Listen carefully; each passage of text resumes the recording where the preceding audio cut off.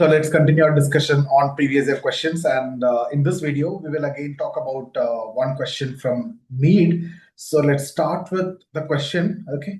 So here, as you can see, the question is using Mead's theory of symbolic interactionism, you need to discuss the stages in the formation of gender identity. So again, it's an application question with respect to gender identity. So you need to discuss about the different stages, and in each stage, like imitation stage, in play stage, in game stage, how this gender identity is actually shaped is what you need to discuss in this, right? So briefly, when you start answering, you will have to mention about symbolic interactionism. You need to explain the concept of development of self, and then discuss the stages of self-development, like imitation, the play stage, the game stage, and then the generalized other, and apply these three stages to explain gender identity. Okay, and then you can give a balanced evaluation of the Mead's explanation, and then a matured conclusion. So this is what UPSC or the examiner is expecting from you. So I'll repeat the area that you need to cover here in this question is briefly about symbolic interactionism. Then you can mention meaning of gender identity. Since that word is used, you can briefly mention the meaning of gender identity, whether it is biological or it is shaped, or it is how it is actually created or how it is shaped. You can just write in one or two lines, and then you talk about self and socialization. And then you discuss the three stages: imitation stage, play stage, and game stage, generalized others, and then explain with the application of each of these stages how gender identity is created. And then you talk about the role taking and significant others. Contemporary examples you can add, briefly, couple of criticisms, and then an evaluation, and then a conclusion. Okay. So I hope this is very clear and everything is there in the note. Maybe the application part I can refresh, the gender identity part, which is application, otherwise which is common, the game stage, play stage, imitation stage, symbolic interactionism, generalized others, and all these significant others is all common, which you will write when it comes to Mead. So this part I will stress slightly more so that in case if you missed, in case if you're not able to recollect, I will help you, okay? So before we discuss gender identity, you need to briefly mention symbolic interaction. According to Mead, society functions through symbols, right? Gestures, verbal gesture, non-verbal gesture. That means languages or symbols, language, gestures, roles, customs, right? So when I say symbols, that include language is also a symbol, right? Verbal, and then gestures, another symbol, roles, customs, ritual, social expectation. And among all symbols, which is more important, the direct communication. Language is most important, and human beings understand themselves because, in fact, only because they interact with others through these symbols. Because of that, human thoughts or behavior and the identity is fundamentally social. So that's how you will be starting with Mead. And then you talk about the concept of self. One or two lines is enough according to the demand of the question. So self is not inborn, no child is born with, an understanding of, I am a boy or I am a girl, right? The self is gradually developing through interaction with family, friends, teachers, and society.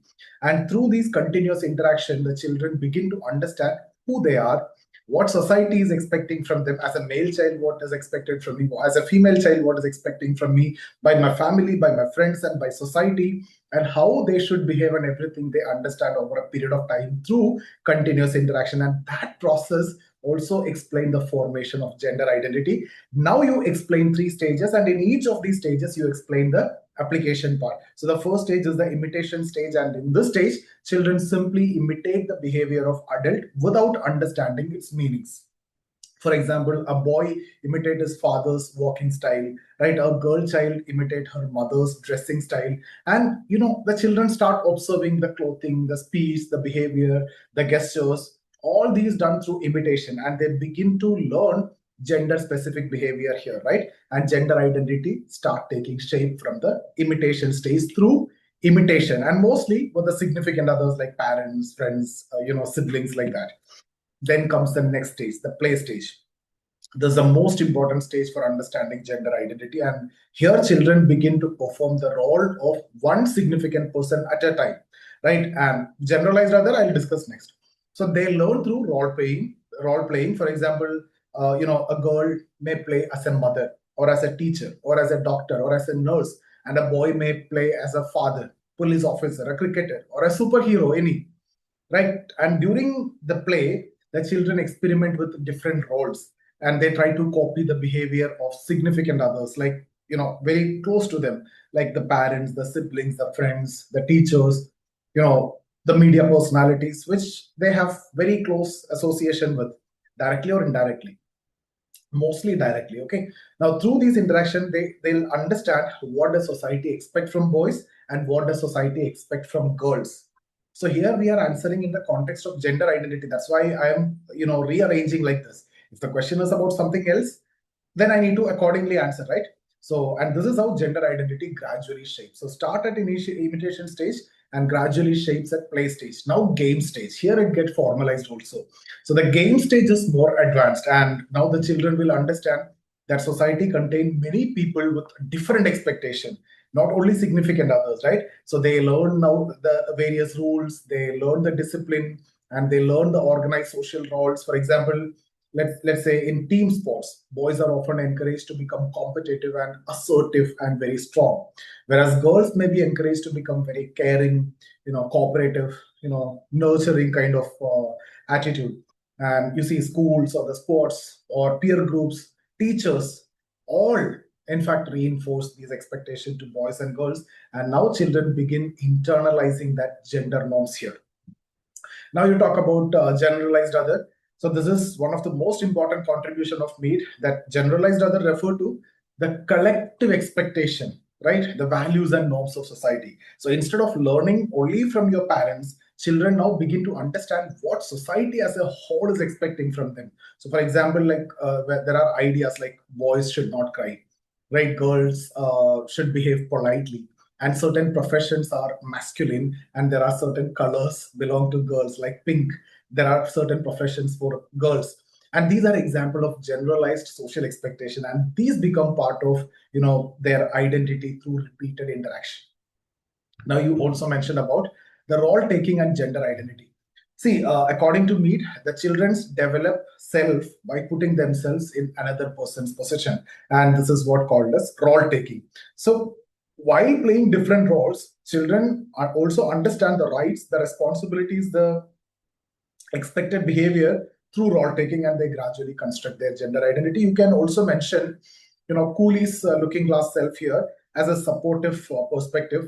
Anticipatory socialization by Merton also you can bring in.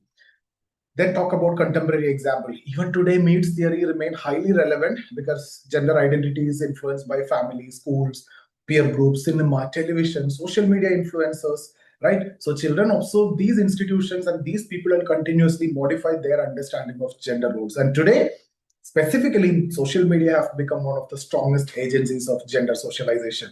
So apart from this, you can, as I told you, you can also talk about Looking Glass by Charles Horton Cooley as a supportive perspective. And then you can mention Anne Oakley, like you can say gender roles are socially learned rather than biologically determined, it's culturally created.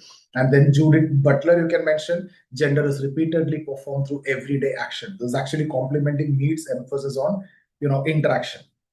Then couple of criticism like neglect of biological factors or oversimplification or ignoring the power relation, like gender is also shaped by patriarchy, inequalities, power structures. So you can say Mead ignored that areas, and its limitation in applicability, right? So mostly in Western society. So gender expectation in fact vary across culture. That's something which you can mention as criticism. Also talk about contemporary relevance, like the recent debate on gender diversity, LGBTQ plus identities, and non-binary identities. All these are showing that gender identity developed through continuous interaction between individual experience and also changing social expectations over a period of time. So that is basically demonstrating the continuous relevance of Mead's concept of symbolic interactionism and all these interaction and how it is shaping people and everything. Now in conclusion, what you can say is George Herbert Mead's symbolic interactionism actually provide one of the earliest sociological explanation of how gender identity is socially constructed. Since the question is about gender identity, we are bringing it here. Depending upon the demand of the question, you will adjust that in the conclusion, so that it is like towards the end, you're telling the examiner, I've answered for the question. I know the question, I've answered for the question, right? Then through imitation stage or the play stage, game stage, role taking, and internalization of generalized other, children gradually learn what society is expecting from them as boys or girls. So again, you are very specific to the question. You can also talk about, even though it criticized later, but still his theories are remained, in fact, still remain as foundational work in understanding how social interaction shapes gender identity. So that's going to be a very simple, clear-cut answer, which can fetch mark also, as you have covered the question completely, and you have not only covered the question, you have covered all the dimensions which is expected out of you by the examiner. So this is how you should be answering. And if it's a 20 marker, elaborate more. If it is 10 marker, whatever is possible within the time limit and board limit, you need to bring it in that. Okay. So see you guys in the next video. Thank you. And if you are interested in joining our mentorship or classes or test series on sociology, get in touch with us. I see you there.